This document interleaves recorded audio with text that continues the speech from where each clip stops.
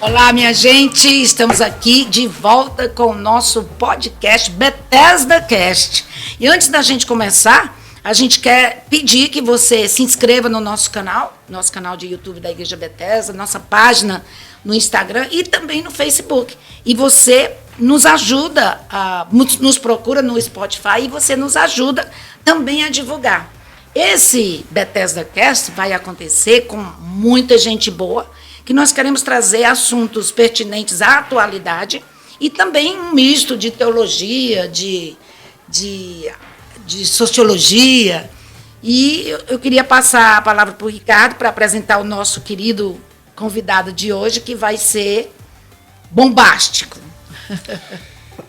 Meus queridos, minhas queridas, gente boa, paz e bem a todos e todas. É uma alegria muito grande, uma honra, na verdade um privilégio estar com vocês com mais um Bethesda Cast, que é a nossa inserção nesse novo canal de comunicação que acontece através de podcasts e também através do Spotify, que hoje é a plataforma principal de divulgação de música, de falas. Na verdade, um podcast e o Bethesda Cast é uma espécie de rádio. É uma rádio particular.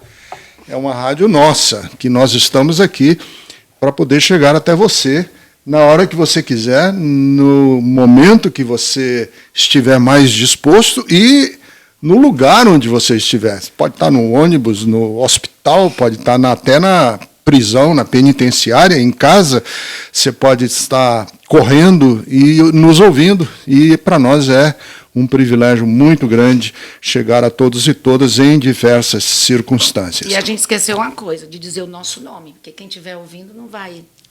Então fala teu nome aí, vai, se apresente, é isso mesmo. Meu nome é Silvia Jerusa e eu estou aqui como hospedeira, né? Como é que a gente chama mesmo? Como entrevistadora. Eu disse teu nome também. Porque então, desculpe, a gente está ainda começando aqui nessa aventura de podcasts com o Bethesda Cast. Meu nome é Ricardo Gondim e nós somos, então, os anfitriões aqui dessa nossa conversa via internet, para todo mundo, na verdade. Eu tenho um imenso privilégio, uma imensa alegria de ter aqui comigo meu conterrâneo, amigo de longas e longas aventuras e de muita, muita caminhada, que é o Gedeon Freire de Alencar, doutor.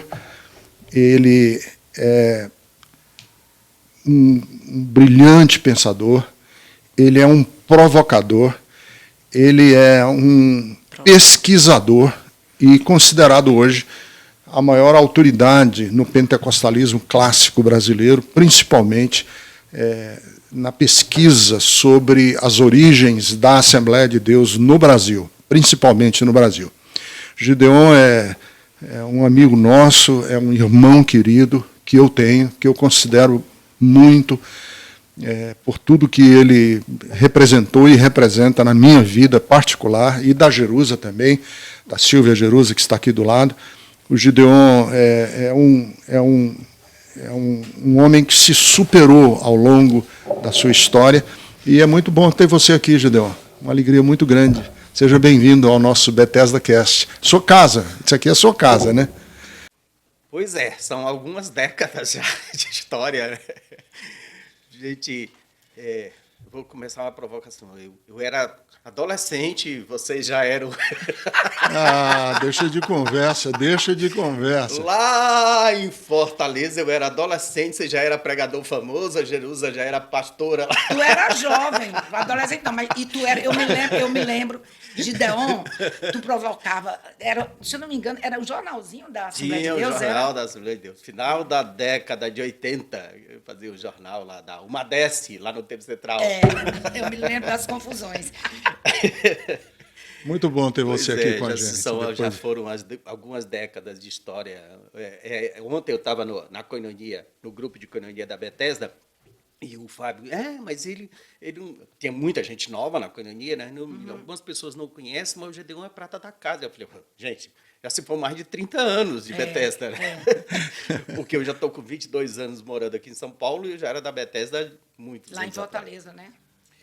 Pois é, estamos aqui. Uma alegria, Gedeon. Fala um pouco da sua vida, da sua infância, porque você falou aí da Assembleia de Deus, seus pais, sua história, que eu conheço, eu estou aqui só provocando, eu conheço um tanto da história do Gedeon, e que tem um elemento muito trágico, muito dolorido para você, né? Fala um pouco para a gente aí da sua história, de onde você cresceu, seus pais. Bom, meu pai e minha mãe foram pioneiros da Assembleia de Deus lá no Ceará. Eles nasceram em 15.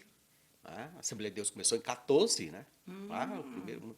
E eles se converteram ainda na infância, alguma coisa assim, infância, adolescência. Aliás, eu estou até tentando, Barranjo, descobrir isso, mas ninguém da família tem documento, e eu estou tentando descobrir essa história, inclusive a história do meu avô paterno, que eu descubro que era negro, e uma prima diz que ele falava muito do ano 1884, portanto, ele nasceu ainda no período da escravatura, mas ele tinha um patrimônio grande, era considerado rábula, advogado rábula, e aí as histórias da família. Não, ele não era muito crente, não, porque ele era amigo de uns artistas lá da Praça do Ferreira. Para quem não conhece a história do Ceará, a Praça do Ferreira é o centro da boemia, dos aposentados. Era, né? Meu pai Era. Meu pai ia Fortaleza para tentar descobrir essa história, porque é uma história muito original, chamado Porfírio. Não, mas uma pessoa que se chama José Porfírio, e provavelmente ficou rico com a extração da borracha. E aí entra a história da borracha que vive na minha história de vida, porque é a pesquisa para mim, a minha primeira pesquisa de mestrado, que a Assembleia de Deus nasce no Belém do Pará, que é muito interessante isso, porque a gente hoje, quando pensa no Brasil, pensa Rio e São Paulo, as cidades mais importantes. Ninguém pensa Manaus e Belém como cidades importantes e ricas. Mas, no final do século XIX, são muito mais ricas e muito mais importantes, muito mais cosmopolitanas do que Rio e São Paulo. Sim. Por exemplo, o Teatro de Belém é anterior ao Teatro do Rio. O Teatro de Manaus é um patrimônio, né, hoje. Todos eles são anteriores. Então, tinha peças, 100 e tantas peças em francês na época. Você tem uma elite rica. Ou seja, Belém do Pará é uma cidade muito falada nos Estados Unidos. Por quê? É a produção da borracha, a produção gomífera, é o petróleo de hoje. Sim. Então, aquela história que os missionários... Não estou dizendo que a revelação não existiu, mas a história da revelação, né? Quer dizer, tem todo um contexto socioeconômico ali, e aí tem toda a questão da migração. A Assembleia de Deus se espalha pelo Brasil inteiro, em 20 anos alcança o Brasil inteiro por causa da migração interna e por causa da crise da borracha. Então, tem um pouco disso. Então, minha pesquisa nasce aí, onde eu E seus pais? Fala um pouco dos seus pais, porque senão a gente já vai... Sim. Mas antes de falar dos pais, é muito importante, eu li o teu livro. Diz o nome do teu livro onde você relata. Tá. Que é importantíssimo. O texto da minha tese de doutorado é Matriz Pentecostal Brasileira, as Assembleias de Deus, de 1911 a 2011. É o doutorado ou o mestrado? É o doutorado, Tá. que saiu pela editora Recriar. Está lá no site da editora Recriar. E meu pai, ele, na década de 40, ele já era pastor. Eu estou tentando descobrir, inclusive, essa documentação dele, porque... E eu lembro que quando eu fui para o IBAD em 80, começou a se falar em Orlando Boia, e eu lembrei que o papai falava do Boia. O Boia, quando morou no Ceará, morou lá em casa. Sim. Olha! Em Messejana. Orlando Boyer, para quem não conhece, foi uma espécie de pioneiro no estudo, né, na literatura, escrevia. E todos aqueles livros do Boia o papai tinha, porque o Boia mandava. Eu lembro que eu chegava pelo correio, o papai falava com muito orgulho que mandava, que o Boia mandava isso para ele. E eu lembro do papai dizer que o Boia, eles comiam, que não tinha muita pobreza, comiam pirão de farinha com caranguejo. Oh, meu Deus. E dizia, como é que esse americano gostava disso? Para nós, que somos cearenses, a gente gosta disso. E aí, o papai começou o ministério dele, provavelmente ainda na década de 30, alguma coisa assim, 40, ele deveria ter aí 20 e poucos anos. Ele fez o casamento do pastor Bastos, Poxa grande vida. chefão lá do Ceará. Sim. O Emiliano foi auxiliar dele em alguma época lá. Emiliano? Ele era bem anterior a eles. E aí ele ficou em Crateús, depois foi para Messejana. Em 80 e 81 eu estava no IBAD, aqui em São Paulo. Eu voltei no final do ano. Fiquei Natal de 81. Fala o que é IBAD. IBAD é o Instituto Bíblico aqui, Das das Assembleias. Assembleias de Deus aqui em Pina. E aí tivemos o Natal e o Ano Novo de 82. Não, de 81, aliás. No dia 1º, ele pegou o carro, era um domingo, eles pegaram o carro e foram para uma cidade lá perto. Eu não esqueci o nome da cidade, lá era um culto, um domingo lá. E na volta aconteceu um acidente e eles morreram, os dois, num acidente. Foram só eles, Gideon? E uma senhora da igreja também faleceu. O motorista, não aconteceu nada com o motorista nem com a outra pessoa. E é interessante, porque eu lembro muito dessa cena. A gente teve o culto de manhã, a escola dominical, e logo depois do almoço, final da tarde, eles pegaram o carro para ir, e eu disse, mamãe, por que a gente não... Não, eu convidei duas irmãs da igreja para ir comigo. Eu não gosto de andar com gente feio, não sei o quê, você fica aí com seus amigos, não sei o quê, que a minha casa era perto da igreja, lotada de gente. Não, mas eu queria ir. Não, não vai não, porque eu já convidei duas irmãs da igreja para ir comigo, não sei o quê. E aqui, minha mãe é uma farra. Minha mãe era muito espetaculosa, aquela clássica cearense zoeira, fazia uma bagunça. Meu pai era muito sério, muito solene, mas minha mãe era um negócio espetaculoso. E aí eles faleceram. Eu estava em 82, eu fiquei e voltei para o IBAD em 83. Como eu gosto de dizer, eu era virgem não só sexual, eu era virgem da vida. Porque minha vida se restringiu a casa, igreja e escola. Eu tinha 18 anos. Então, quando nós chegamos lá, Ricardo, ele era adolescente ainda. Não, e uma coisa. O papai e a mamãe morreram no domingo, e no domingo anterior tinha sido a morte do Ademir. Exatamente. Que foi o fundador da Bethesda. Aliás, um detalhe aqui. Durante a semana, muita gente falou, o Ademir Siqueira morreu por castigo de Deus. Que tinha aberto a Bethesda, né? A Bethesda, porque era liberal, não sei o quê, de acidente de carro. Exatamente. No domingo seguinte, meus pais faleceram. Mostrou que não tinha essa correlação continuava direta. Assembleiano, dentro do padrão normal. E a sua vida depois disso aí? Foi. Como é que você se organizou como pessoa? Um dia desse, a minha irmã estava comentando comigo, disse assim, como é que você sobreviveu? É verdade. Porque assim, meus irmãos, todo mundo já tinha casado, todo mundo já tinha sua vida e tudo. E eu lembro que nos dias seguintes eu pensava assim, quem é que vai pagar a luz? Meu Deus. É verdade. Quem é que vai? Porque só tinha eu e a irmã dentro de casa, minha irmã já estava noiva, logo depois ela casou, e eu fiquei simplesmente sozinho. E eu não achava correto assim, agora toda hora eu vou ligar para o meu irmão para pedir alguma coisa, não fazia sentido. Até porque eu também nunca tive muita ligação com meus irmãos, porque meus irmãos mais velhos eles saíram de casa antes de eu nascer. O meu irmão mais velho, o Salomão, que já tem mais de 80 anos, ele foi para Brasília, para a Constituição de Brasília, eles foram para Brasília, ele e os outros, foram em 59. Eu não tinha nascido ainda. Gideon, quantos irmãos você tem? Ao todo foram 12 filhos, uma clássica família cearense. 12 filhos. 12. Já morreram 4. Meu Deus. Mas eu sou o mais jovem, né? Então, o mais novo, então. Meu Deus. Então, meus irmãos todos estão na fase dos 70, 80 anos. Que bom. Foi difícil. Não sei como é que eu sobrevivi, mas foi o... Teve que se reinventar como pessoa, né? Foi. Se reinventar. Aí tu foste para IBAD, né? Depois eu voltei para o IBAD novamente, aí depois... Você chegou a terminar o IBAD? Mas na época o IBAD só tinha 3 anos. Ah, tá. Mas terminou. 4, não. Aí eu voltei em 83, fiz o 3º ano, depois eu voltei... Você chegou a estudar com o Elianai Júnior? Não, ele foi bem depois. Bem depois. Ah, foi depois? Foi depois. Então, você estava zombando da gente. Não, eu não estava Você zombando. Você eu tô anterior só a era gente Júnior. conheceu. Não, eu dizer que conheci quando eu era adolescente, vocês já eram o que Mas são, é, eu ia dizer cara, que porque ele vocês era estão 19 preservados. anos. Vocês estão preservados. A gente não é nem sardinha, tá? Tá bom.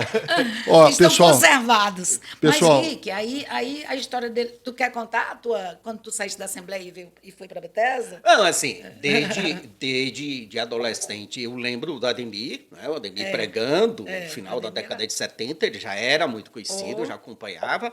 porque eu tinha acompanhado as cruzadas do Bernardo Jones, da década de 70.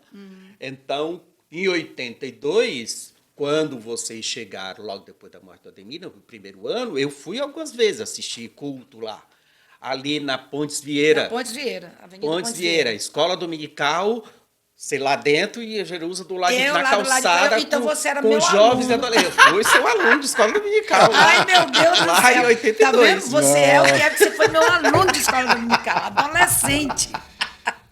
Mas vamos, obrigado por nos dar um pouco do apanhado da história, porque às vezes a gente vê um doutor, um pesquisador, um erudito como o Gideon, e a gente chega a acreditar que as coisas aconteceram num estalar de dedos, né? E não foi assim, bem assim, nem com o Gideon e nem com muitas pessoas. Teve muita água por baixo dessa ponte, muita história, muita superação, muito sacrifício, muita dor e muita resiliência. Obrigado, Gideon. Mas nós estamos aqui hoje, mais também, para o lançamento do livro do Gideon, chamado Filemon. Até rima com você, né? Gideon e Filemon. Uma carta deveria ter sido escrita, esta carta deveria ter sido escrita. O título já é provocativo. Eu li o livro de 2 sentadas. Ele não é um livro muito grosso, porque não poderia ser, né? Muito ele gostoso tem que fazer de ler, muito gostoso. E o que eu quero falar, antes de qualquer coisa, Gideon, é de lhe dar parabéns pelo livro. Obrigado. Você foi, mais uma vez, brilhante. Brilhante não só porque o livro tem um conteúdo profundo, mostra que você pesquisou, mas o livro, para mim, assim, a coisa mais fantástica que eu percebi nesse livro foi a sua capacidade de sair do formato e de ser criativo e de pensar para além, porque eu já escrevi até um livro, né, pensando fora da caixa, e às vezes eu tento sair da caixa e não saio. Mas você saiu da caixa sendo criativo, e meus parabéns. Um livro muito, muito bom, muito criativo, muito provocador das nossas ideias, dos nossos pensamentos, e subversivo sob o ponto de vista de que você faz uma leitura que condiz com o espírito que Paulo tentou escrever essa carta. Então, para a gente começar, eu quero fazer uma pergunta muito simples para você. O que foi que levou você a escrever, eu acho que é a primeira obra que você escreve sobre um livro da Bíblia, e você escolher precisamente esse, não Romanos, ou Filipenses, ou Apocalipse? Tem um monte de gente estudando aí o Apocalipse. Por que você foi estudar Filemon? Porque combinou com o seu nome? Não. Eu penso em Filemon há mais de 20 anos. Agora, quando saiu a propaganda, algumas pessoas da ABU, inclusive, lembram. Eu lembrei que você falou isso na ABP. Há mais de 20 anos eu falei na ABP e eu falei em alguns acampamentos de jovens. E eram só rascunhos. E aí, quando você falou de subversão, inclusive, na minha cabeça acadêmica, o título seria Filemon. Subversões do Evangelho, subversão do poder, subversão econômica e subversão social. Como um título de artigo acadêmico seria bom, mas como título de livro não seria bom. Isso foi uma coisa que eu discuti com o Iago. E ao longo desses 20 anos, eu fiz reuniões de ABU, fiz acampamento de igreja, em alguns acampamentos de jovens, e era muito interessante quando eu chegava, que eu falava assim, no acampamento, eu vou falar 4 mensagens em Filemon. E eu pensei, mas 4? Não tem como, não tem aonde tirar. Então, eu até brinco, se teve gente que ficou 14 anos falando de Romanos, 4 mensagens de Filemon não é muita coisa, né? E eu estou mais para Filemon do que Romanos, não me atreveria a falar de Romanos. Mas, assim, eu acho que tem muito a ver com a minha própria história de vida. Eu, assim, vim de uma classe baixa, velhos tempos que pastor de Assembleia de Deus era pobre, né? Uhum. Nesse primeiro momento lá, vim da periferia, assembleiano, pobre, e eu comecei a ler, quando eu comecei a ler, aquela coisa do indivíduo que não é nada, ou do onésimo que não é nem pessoa, é uma coisa. Eu acho que talvez as minhas falências ao longo do tempo, a minha pobreza e as minhas quedas, eu acho que tem muito a ver mesmo com essa coisa de ter metido o pé na jaca e ter destruído, e ter tudo destruído e olhar para a destruição e dizer assim, dá para começar de novo. Dá para começar de novo. E é muito interessante, por exemplo, eu fiz essa provocação com o pessoal da Coinonia da Bethesda. Assim, o Fábio me apresentou, eu falei, se imaginou se o Fábio tivesse dito, e agora também você me apresentou, já falando do doutorado, se você tivesse me apresentado assim, dizendo assim, eu conheci o Gedeon na cadeia. As pessoas já iam dizer, mas se ele estava preso, boa coisa não fez. Um agente de bem. É. Bandido bom é bandido morto. Né? Paulo faz questão de dizer assim, eu o gerei na cadeia. Aí, assim, um jovem, escravo, fugitivo, na cadeia. Como é que se gasta tempo com um indivíduo desse? Dizer assim, não tem futuro um menino desse. Não tem perspectiva. Não tem porquê. Né? Dá um pano de fundo para o pessoal que não tem muita familiaridade, porque o livro de Filemão fica meio assim espremidinho no fim da Bíblia, e tem muita gente que nunca nem leu, não sabe nem quem é. Dá um pano de fundo. O que é? Quando eu ia falar de Filemão, a carta, né? Eu falei livro aqui, mas não é livro, é a carta. É, né? Um bilhete.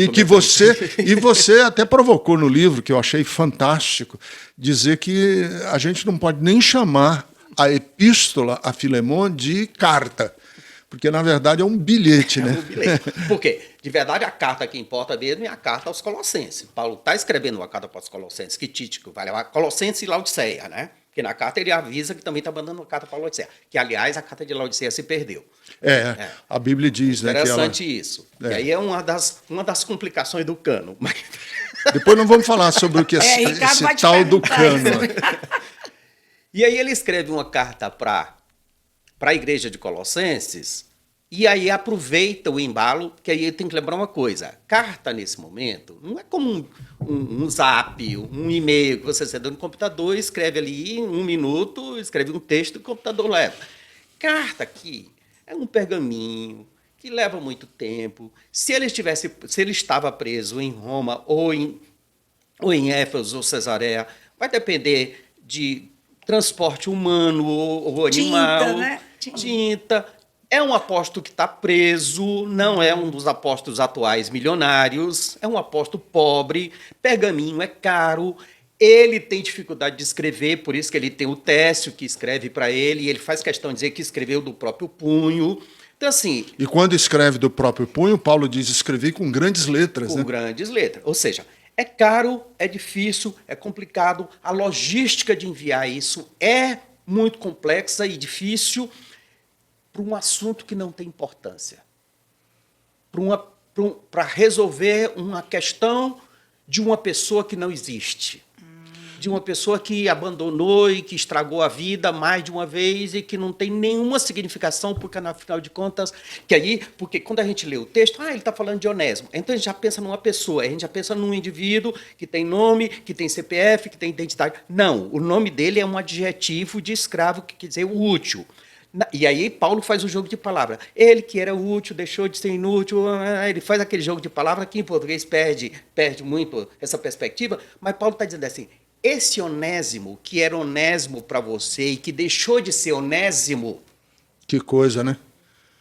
Porque na medida em que ele é um escravo, que ele é útil, o nome dele é útil, na medida que ele foge, ele abandona, ou ele fugiu, ele roubou, ele cometeu algum crime, eu sei que ele vai embora e é preso novamente... E é preso novamente não, é preso, ele perdeu, inclusive, a função de ser escravo. Ele é alguma coisa abaixo de alguma coisa que não vale nada. Seria um homeless hoje, né? Absolutamente. Ele não tem CPF, ele não tem identidade, ele não tem nome, ele não tem significação, ele não tem utilidade. Ele não existe enquanto pessoa. E aí Paulo diz assim, eu agora, por isso que ele diz, e passa desapercebido por muita gente, eu te devolvo como pessoa. Que coisa linda. Que coisa linda. Isso é, para mim, a maior subversão do evangelho. Aliás, é bom lembrar, os cristãos em Roma, no Império todo, sabiam o que era cristofobia, de fato. Porque qual é a maior acusação dos intelectuais romanos contra os cristãos? Os cristãos consideram os escravos pessoas. Exatamente. Os cristãos cuidam dos pobres. Gideon, aí eu postei, né, teu livro, que eu li, amei. Depois eu vou ler até um trechinho aqui que eu achei legal. E aí uma pessoa reagindo bem. Eu quero ler, inclusive, porque existe uma dúvida se por causa desta carta, Paulo, aí eu disse para o cara, eu digo, lê porque você vai ver, ou você vai ter outra leitura, que Paulo reafirmou a escravidão. Escravatura, né, que chama hoje? Quer dizer, essa é uma leitura tradicional que se faz da epístola a Filemon. É que, na verdade, Paulo estava, de alguma maneira, tentando apenas humanizar a escravidão, mas ele não subvertia a escravidão. A escravatura, hoje chama escravatura, né? Como é que você faz essa guinada, né, numa interpretação mais tradicional? No começo eu até comento do anacronismo, que eu já vi isso muito, inclusive no meu acadêmico. No meu acadêmico, quando a gente se identifica como cristão e alguma coisa assim, já vem logo a crítica, mas a Bíblia e Paulo legitima a escravatura.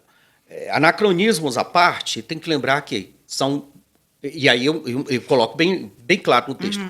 A escravatura no período bíblico, ou mesmo lá no Antigo Testamento, ou mesmo no período de Paulo, não é melhor nem pior do que a escravatura posterior do século XVII e XVIII. Mas são absolutamente diferentes. O conceito é completamente diferente. Completamente, a realidade. Quer dizer, no mundo que você não tem nenhum tipo de seguridade social, não tem nenhum tipo de poupança, não tem um sistema financeiro cuidando disso, não tem um sistema governamental, qualquer tipo de governo dando apoio. Na medida que as pessoas se endividam, por qualquer razão, a família, por doença, por alguma coisa, na medida que a pessoa tem uma dívida com o outro, como é que ela paga essa dívida? Ou ela vai presa, ou ela é morta. Ela pode pagar com a vida. Isso do ponto de vista microsocial. Do ponto de vista macrosocial, quando os governos, quando um grupo, um país luta contra o outro, na medida que esse país aqui ganha, que esse exército ganha, o que ele faz com o exército vencedor, com os poucos o exército perdedor, com os poucos que sobraram? Ele mata os que sobraram. Mas na medida em que ele pega os que sobraram e não quer matá-los, mas transforma-os em escravo, isso é uma expressão de gratidão e de misericórdia com o perdedor. Ou seja, escravidão na Bíblia, nesse período bíblico, é uma expressão de misericórdia com o perdedor. Não é à toa que Paulo depois vai falar que nós nos tornamos escravos de Cristo. Por quê? Teoricamente, nós merecíamos a morte, mas pela graça de Jesus, a misericórdia alcança o perdedor e o transforma em escravo. Ou seja, escravatura aqui tem a ver com uma questão micro de uma dívida. Isso é uma coisa. Esse indivíduo, ele abandona, ele rouba, ele vai embora, tudo. Aí ele desce um pouco mais o degrau social de um escravo fugitivo. E aí, pela legislação romana, ele merecia a morte, pura e simplesmente. Normalmente, os escravos eram presos lá e eram colocados no Coliseu para se tornar o desfile, o espetáculo infame da morte. Então, aqui, e aí ele diz assim, Paulo não subverte. Não, Paulo, de fato, não tem uma proposta revolucionária. Aqui, imediatamente, de vamos acabar. Até porque, a carta que acompanha, que é Colossenses, na carta de Colossenses tem todo um ensino sobre como os servos lidam com os senhores e os senhores lidam com o escravo, que é o mesmo contexto lá de homens e mulheres, maridos e mulheres. Mas só que Paulo, em mais de uma vez, diz assim, servindo como se serve a Cristo. Opa! Faz toda a diferença. E aí ele diz para os senhores: cuidem bem dos seus servos, porque vocês têm um servo, têm um senhor. Um senhor. Ou seja, a lógica é diferente. Isso. Não é pura e simplesmente, meramente humanizar. É sim também uma forma de humanização, mas é muito mais. Dá uma outra perspectiva de dignidade e dá uma perspectiva teológica de que eu vou ter que fazer com o servo o mesmo que Jesus faz comigo, e o servo vai fazer para mim o mesmo que eu faço para Jesus. Pelo amor de Deus, isso é uma mudança absolutamente visceral. E aí, no caso de Filemão, para mim, de Filemão e de Onésimo, tem muito mais a ver, assim, é uma especulação minha. Paulo já está velho, ele disse que daqui a pouco vai morrer, ele sabe que está muito próximo de morrer, ele já deve ter uns 50 anos, pela questão das idades, entre o caminho de Damasco e aqui tem no mínimo uns 20, 30 anos, então ele já é um senhor dos seus 50 anos. Na época, 50 anos era velhice mesmo, né? Ele sabe que daqui a pouco... Dizem que ele era careca mesmo, né? Tem essa história de Também. que ele era careca. E aí ele encontra esse jovem, esse menino se torna uma espécie de filho para ele, como ele diz, um filho que eu gerei. Ele diz assim, eu acho que tem duas coisas fundamentais. Ele diz assim, o que vai ser desse garoto quando eu morrer? Ele está em prisão domiciliar. Então, é uma preocupação paternal, primeiro. Segundo, eu acho que o mais significativo é assim, Onésimo pode ficar muito bem sendo assistente de Paulo pelo resto da vida, mas ele nunca vai ter a dignidade reconstituída. Ele precisa voltar para Colossos e ser recebido como pessoa, porque ele vai ser a melhor referência para ele mesmo, como a dignidade restaurada, e para as demais pessoas daquela região. E não é à toa que é esse modelo que vai ser o modelo padrão da igreja primitiva ao longo dos séculos posteriores. Diz a tradição que ele, inclusive, se torna bispo de Éfeso. Mas isso é um registro muito... Não tem um registro só. Ou seja, ele volta. É o que eu faço muito, o paralelo com a mulher do fluxo de sangue.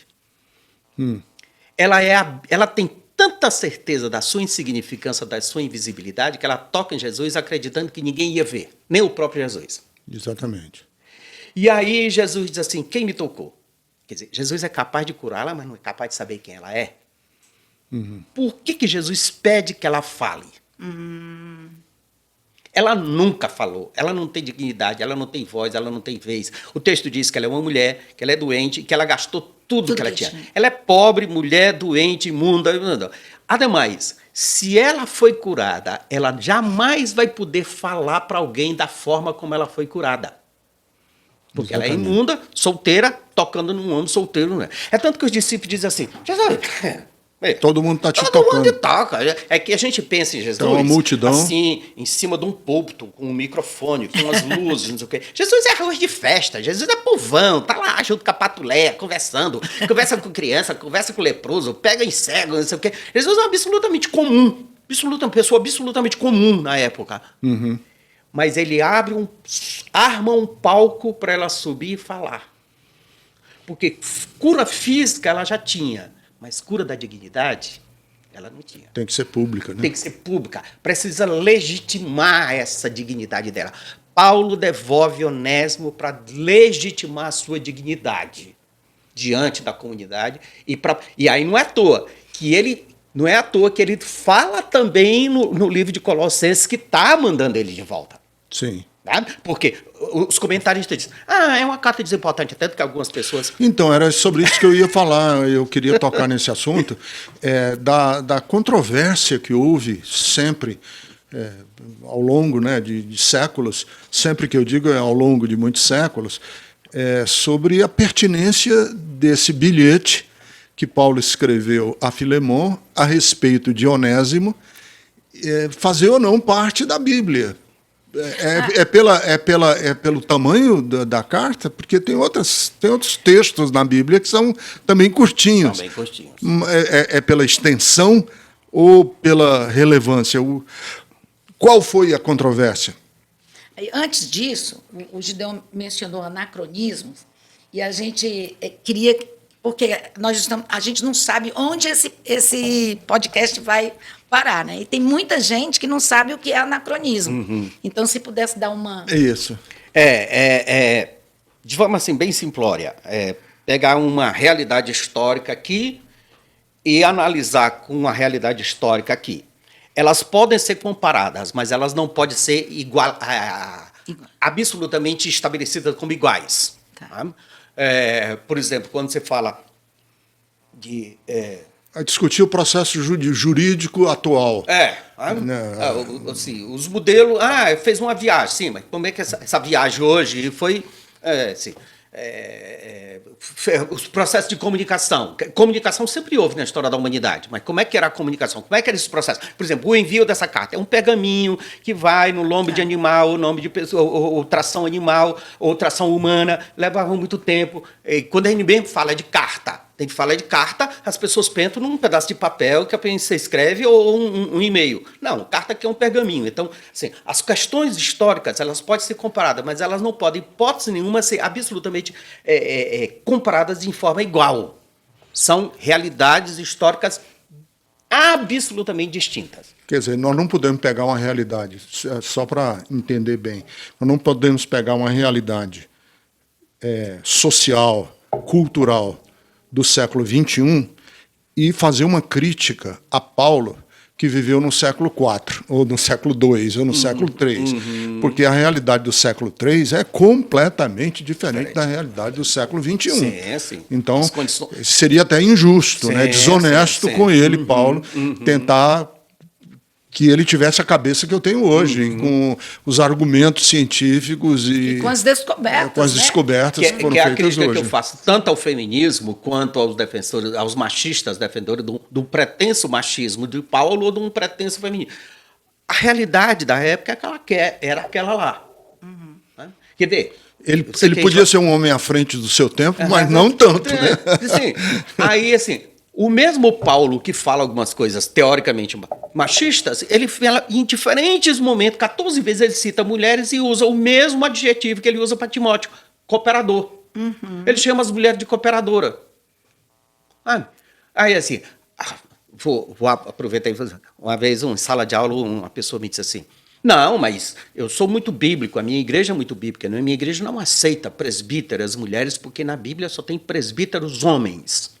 Eu falei, tá bom, então no seu literalismo bíblico, na sua igreja, só os presbíteros não são polígamos? Porque o texto diz que o presbítero tem que ser marido de uma só mulher. Então os demais membros da igreja são polígamos. O diácono e o pastor, inclusive, é polígamo. Você não está sendo literalista bíblico? Sabe?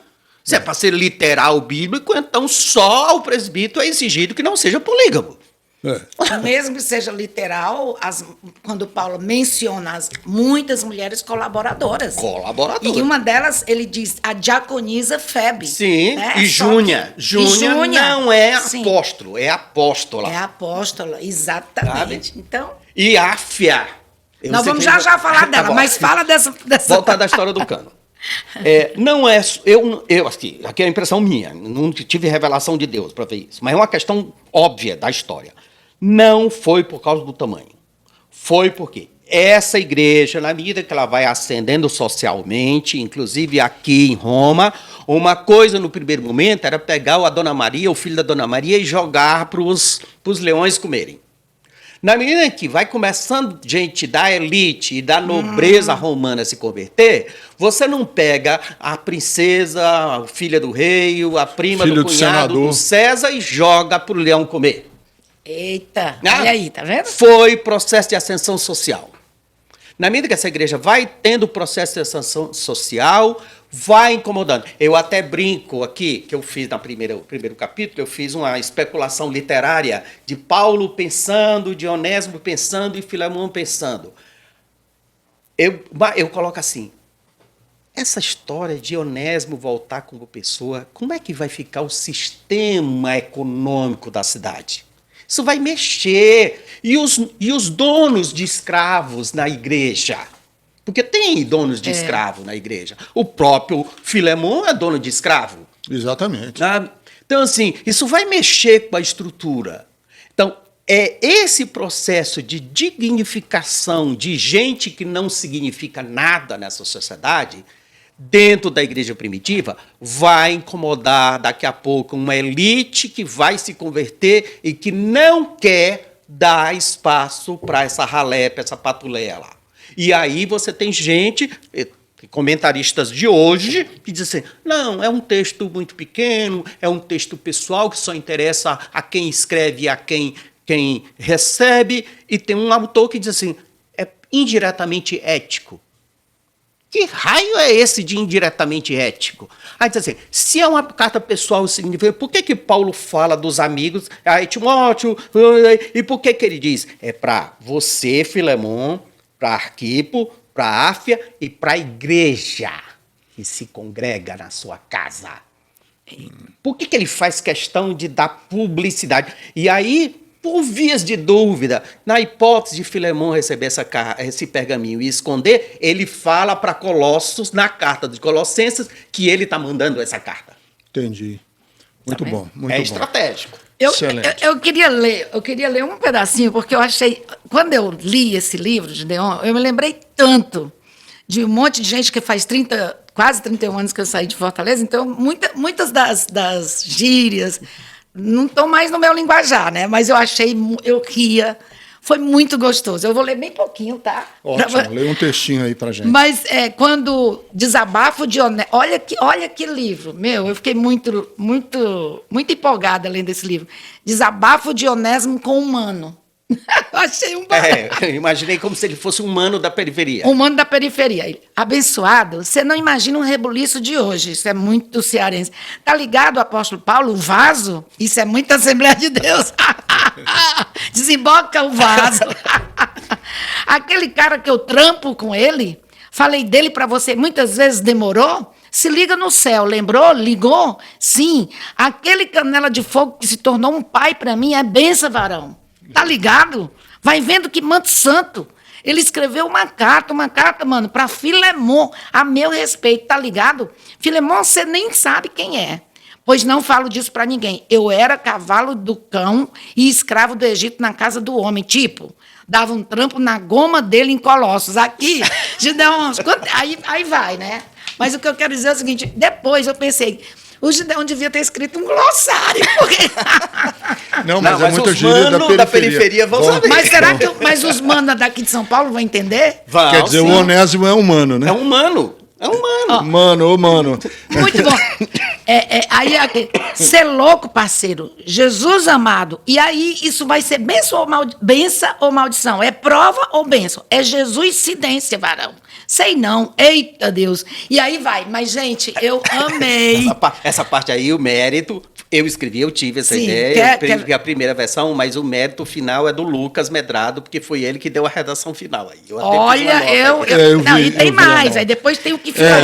Eu achei que para um doutor cearense não tinha condições de ter um vocabulário tão amplo como esse aí mas o Gideon do mano da periferia. Do mano da periferia. O Gideon, nós temos que já caminhar aqui para o fim da nossa conversa, e você fala da graça como um dos eixos da compreensão de Filemon. Uhum.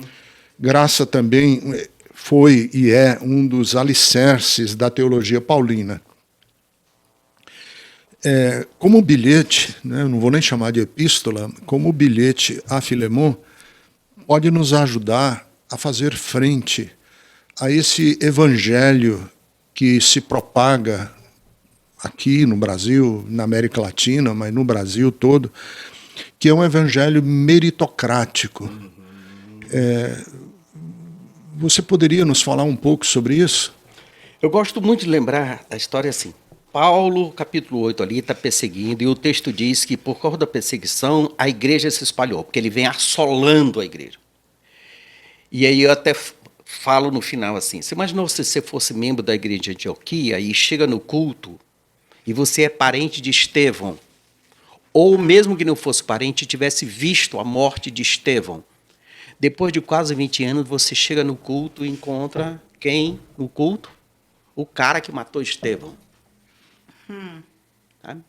Medidas as proporções é você chegar na igreja e descobrir que o seu pastor atual foi o cara que algumas décadas atrás matou o teu tio.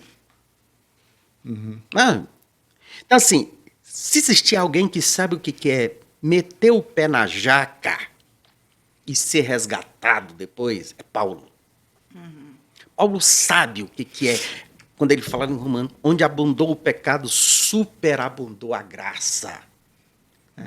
Então, ele sabe que não tem a ver com mérito, ele sabe, quando ele comenta com os Gálatas lá, que os caras dizem assim, Paulo nem conhecia Jesus, na época de Jesus, os discípulos, os apóstolos estavam aqui, Paulo estava no outro, nunca conhecia, ele precisa dizer assim, eu tive revelação, Deus, Jesus falou comigo.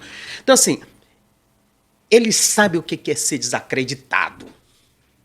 Ele Tem sabe, que se reafirmar ele várias sabe vezes. o que é as pessoas olharem para ele e dizer assim, não vale a pena, esse daí não presta, é bandido, disse, foi no fundo do poço. Ele algumas vezes se compara à escória, né? Ao lixo. A escória. Ao lixo do mundo. Você está pregando nesses dias sobre Paulo, e aí, assim, até na semana passada, quando você falou muito sobre Barnabé, o que Barnabé faz por ele é uma coisa é o impressionante. que ele faz por Onésimo. Isso. Sabe? Ele teve alguém que, em algum momento da vida dele, disse assim, eu acredito em você. Sabe? Vamos aqui. Apesar do passado e apesar do futuro. Porque, sim, Barnabé levá-lo na igreja de Antioquia e dizer assim, esse homem aqui é o escolhido por Deus, será que isso vai dar certo no futuro? Sabe? Então, assim, ele afiançar Onésimo é colocar sua credibilidade. Assim, uma coisa, Gondim em Jerusa, você me chamar aqui, a gente se conhece há 30 anos, aqui na Bethesda, você me apresenta com um título acadêmico. Uma coisa é isso, e outra coisa é você me apresenta. Digamos que a gente se conheceu hoje e eu estou vindo da cadeia. E aí você me apresenta e diz assim, não, aqui vai ser uma pessoa que vai trabalhar conosco. O risco é muito grande. Você não me conhece, você não me conheceria. Então, assim, mas Paulo faz isso por quê? Porque ele sabe o que é ter sido alcançado pela graça de Jesus. Isso é evangelho. Isso é evangelho. E aí, o que eu falei ontem para o pessoal da Coinonia. Por quem eu arrisco a minha vida? Que tipo de gente está ao meu lado que eu apoio? Porque apoiar, eu até brinquei com o pessoal da Coinonia, apoiar o Ricardo Gondim, apoiar o pastor Mário, Fátima, o Fábio Estrela, tá lá, é fácil. É fácil. Mas apoiar alguém que está começando, alguém que, mesmo que está começando, já fez besteira, já pisou na bola, e dizer assim, eu vou lhe dar apoio, meu irmão. É graça de Deus, é você colocar a sua vida como apoio a alguém que não tem nada e que não pode retribuir nada para você. Qual era a possibilidade de Onésimo retribuir? Lembra que ele faz outro jogo de palavra. Eu estou te devendo, você está me devendo, que é a minha subversão econômica que eu falo lá. Você está me devendo, eu estou te devendo, ninguém paga nada para ninguém, mas todo mundo tem que fazer mais do que eu devia. É muito lindo isso. É extraordinário. Se isso não for evangelho, e se o evangelho não for isso, então nós estamos falando besteira. Eu tenho que desistir. Para mim, é a mais expressão plena da graça de Deus. E eu sei do que eu estou dizendo na minha própria história de vida. É lindo isso. Ô, Gideon, eu vou... Nós não vamos acabar não, que ele vai falar da mulher. Então vamos por causa da hora. Nós estamos mas ai, meu Deus do céu, tem que ter, sei lá... Fala aí dessa mulher. Não, fala da mulher que está na carta, no bilhete. Da Áfia. Tem uma teóloga que eu esqueci o nome dela, eu cito no livro, que ela diz assim, será que Paulo faz questão de falar dessa mulher como uma possibilidade da pressão doméstica para ajudar? Mas assim, se Paulo é tão machista assim, por que ele precisa dizer que essa mulher também está na liderança da igreja? Foi a Elza Tamas? Não, é um desconhecido. Não é um nome tão conhecido. Tá, mas então, assim, tem uma mulher que também lidera a igreja. Alguns historiadores acham que ela era a esposa de Filemão. Sendo esposa ou não, se ela é esposa, está válido, mas se ela não é esposa, inclusive o negócio fica mais complexo ainda. Porque é uma liderança da igreja que também recebe a carta. Porque o nome só aparece Filemão, mas a carta é mandada para ela também. E ela tem responsabilidade por essa igreja. E eu fiz até o paralelo com o meu conceito de templo-shopping e templo-casa na Assembleia de Deus. Essa casa, essa igreja que passa pelas relações domésticas, que passa pelas relações pessoais, que não é essa instituição, esse church, essa coisa mega, não sei o quê, passa por gente pela cozinha. Eu sei que você está falando isso de experiência própria. Porque eu não conheci seus pais, eu não conheci a dinâmica da sua casa do Gedeon, mas eu conheci a dinâmica da casa de muitos pastores da Assembleia de Deus, que a casa era uma extensão da igreja. Uma extensão da igreja. A mesa está posta, montada, o pessoal e entra, as pessoas sai. entravam para comer, as pessoas entravam para, quer dizer, devassavam a casa, né? Que, por um lado, não é bom sobre o ponto de vista da privacidade, das relações domésticas, mas, por outro, tem essa coisa linda, né? De que a casa é uma extensão da igreja e a igreja é uma extensão da casa. E a mulher conhece a casa dos membros muito mais do que o pastor. Qualquer outra mulher. Porque a mulher, na medida que ela vai visitar outra casa, ela entra, inclusive, nos espaços que o pastor não entra. Ela entra, inclusive, nas conversas que eu tenho. E quem é que vai, inclusive, fazer o processo de acolhimento desse garoto que está chegando da prisão? Quem? Gedeon, eu não vou falar para você escrever um novo livro, mas eu sugiro você escrever um artigo científico sobre essa relação. Eu acho que você tem... Ou uma crônica, né? Que o artigo científico vai ficar lá fora. É melhor para nós. Assim, um artigo, alguma coisa, que eu acho que ninguém fez isso ainda. Da experiência de ter vivido numa casa em que essas relações do espaço eclesiástico e do espaço doméstico se misturam. Se misturam. E como essa dinâmica... A minha casa lá em Messejana, na minha infância e adolescência, tinha um alpendre, assim, tinha as redes de tucum, e assim, era a coisa mais comum dos meninos da igreja, os jovens da igreja, o pessoal, então, todo mundo dormia lá em casa. Final de semana, então, era certo. Sábado, domingo, a gente emendava a escola dominical, porque tinha escola dominical, depois ensaio do conjunto, ensaio não sei o quê, e o culto à noite. Então, assim, era coisa muito comum isso. Muito interessante. Olha, muito obrigado, Gedeon. Não sei se a Jerusa gostaria de terminar com alguma coisa ainda. Eu quero fortemente indicar o livro do Gedeon e pedir a você, Gedeon, para nos ajudar aqui nesse podcast, no Bethesda Cast, como é que as pessoas podem adquirir esse livro, qual o processo, a editora, fala aí um pouco. Editora Recriar. Está lá no Facebook, está lá no Instagram, está lá no site. Você também pode comprar online, né? Pode comprar online. Através do site da editora, né? Do site da editora, porque tem muita gente querendo comprar comigo, mas como vendedor eu sou um ótimo cozinheiro. Olha, não, eu queria, assim, dizer que o Ricardo leu depois de mim, tá? Quero só dizer isso. Eu li assim que você você deu num domingo, no outro domingo eu já tinha terminado de ler, e gostei demais, ri muito, eu gostei demais dessa tua, de traduzir, dizer, cara não era um filósofo, né? O Onésimo não era um filósofo. Então, eu gostei demais dessa jogada.